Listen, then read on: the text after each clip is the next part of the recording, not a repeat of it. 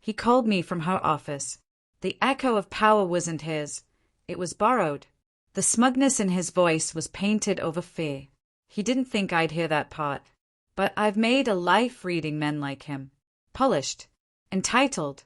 Fragile beneath the suit. She's moved on, he said. She's happy. Please stop contacting my wife. Not his wife. Mine. Still. Even now. Like he knew it was a borrowed crown.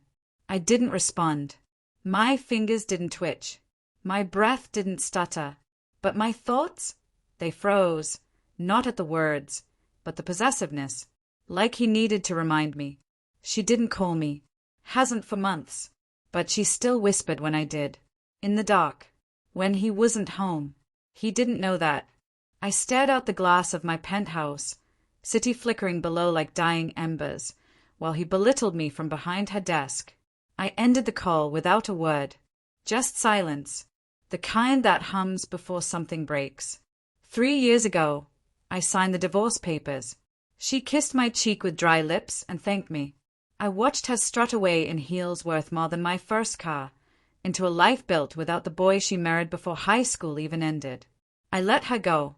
Didn't ask why. Didn't beg. When she made CEO, she called, shaky voice, proud breath. I said I was happy. I meant it. Then the text slowed. Then vanished. Then her number changed. Then I saw her on CNBC, diamond ring glinting. Not the one I gave her. Not new. She wore it while still saying she missed me. The man beside her? Lyle Greaves. Ivy League. Private equity. Her partner. She didn't just leave. She erased me. Rewrote her story from scratch. He believed I was history. I didn't chase. Didn't shout. I shifted. Moved money. Quietly. Unlinked Cayman shell accounts from her branch. Redirected her fund through a silent LLC with a new name. Then I waited. She released a report full of fake projections. Phantom funds. She thought the money was still there. It wasn't. The account was mine. Always was. She never knew the quiet investor was the man who once tuned her father's engine with cracked hands. I gave her everything. Not out of love. Out of guilt. She married me when I had nothing. I thought I owed her. But she didn't build me. She just climbed. Last month, I watched them enter a boardroom. He leaned close. Whispered in her ear like he owned her. She flinched. Just slightly. Not for them. But I saw. The fingers. The jaw. Her tells. I just didn't know if they meant fear. Or regret. At 3:14 a.m., the email came. Anonymous. Do you still want the voice recordings? 17 of them. Her voice. Small. Cracked. I can't keep lying. He thinks I love him. I didn't know he'd invest that much. What if he finds out? Her assistant had been recording. I wired him $50,000, then sent her one of the files. No subject. No words. Just the file. She opened it. Logs tracked her IP. She closed it at 17 seconds. 2 hours later, she called. Blocked number. I didn't answer. Didn't need to. The next day, I requested a formal meeting at her bank. Said I wanted to reallocate accounts. When you manage $700 million in discretionary capital, they listen. He was there. She didn't meet my eyes.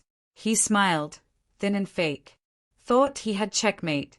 We appreciate your trust, but perhaps it's time. I slid the contract forward. Her signature. Page after page.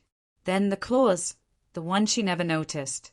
The one that let me withdraw it all without warning. Their expressions didn't fall. They shattered. I want everything moved offshore, I said. Today. I'll email the routing info. He blinked. You can't.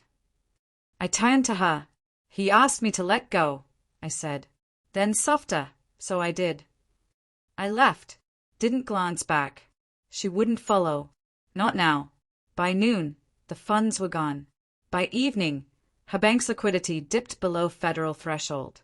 By midnight, the media had the tapes. They'll survive. But not her. Not in that seat. Not with him. I didn't ruin her. I just let her prove who she really was, and gave the world front row seats. He thought silence was weakness, thought power came from diplomas and dinner parties. Let them have each other. She taught me how to climb. Now, I only look down when I'm cutting someone off.